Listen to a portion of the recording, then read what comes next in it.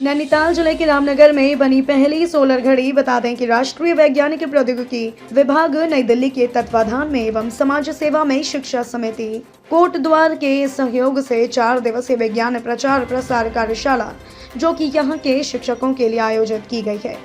आज रामनगर के भावी शिक्षकों प्रतिभागियों ने सोलर घड़ी बनाना सीखा। साथ ही वैज्ञानिक दीपक शर्मा ने दूसरा प्रयोग यह करके दिखाया कि पृथ्वी से सूर्य की दूरी कैसे नापें। इस प्रकार के अनुप्रयोगों के साथ महाविद्यालय में कार्यशाला में प्रतिभागियों ने विभिन्न प्रकार के नए प्रयोग करके सिखाए। अन्य प्रयोगों में इलेक्ट्रोस्कोप बनाना, साइंसमोग्राफ बनाना, ध्वनि तरंगों का प्रयोग, घनत्व नापना। बता दें कि वैज्ञानिक दीपक शर्मा को कई बार राष्ट्रीय अंतर्राष्ट्रीय स्तर पर कई पुरस्कारों से नवाजा भी गया है।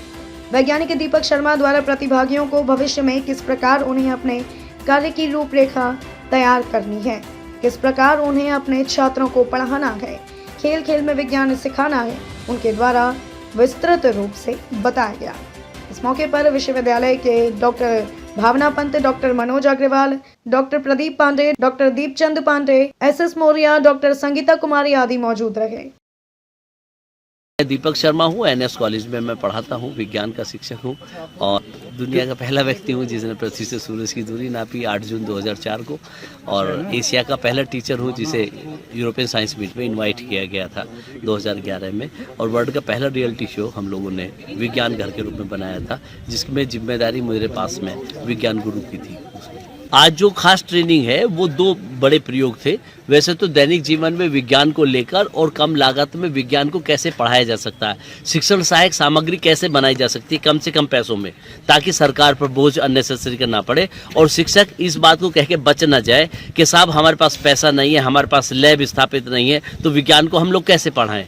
तो इसके लिए कम लागत पर और जो दैनिक जीवन में आसपास का जो वेस्ट सामान है उस सामान का उपयोग करते हुए हम किस तरह से विज्ञान के सिद्धांतों को प्रैक्टिकली और आसानी से वर्किंग मॉडल में बनाते हुए समझा सकते हैं। तो सबसे बेहतरीन तरीका तो यही था। लेकिन आज तीसरे दिन इस कार्यशाला में हम लोगों ने क्या काम किया कि 2 बड़े प्रयोग किए।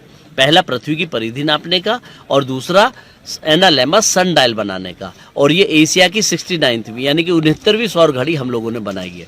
अभी तक एशिया में टोटल 69th एनालेमा सनडायल बनी है और रामनगर की ये सबसे पहली सौर घड़ी है। ये खास बात थी इस सौर घड़ी की जो पीएनजी कॉलेज के अंदर बनाई गई, और इसका महत्व ये है कि जब बच्चे खुद इस पर प्रैक्टिकली खड़े होकर देखेंगे तो जहाँ इसकी परछाई जाएगी वही इसका एक्यूरेट समय होगा, माप सकते हैं हम लोग।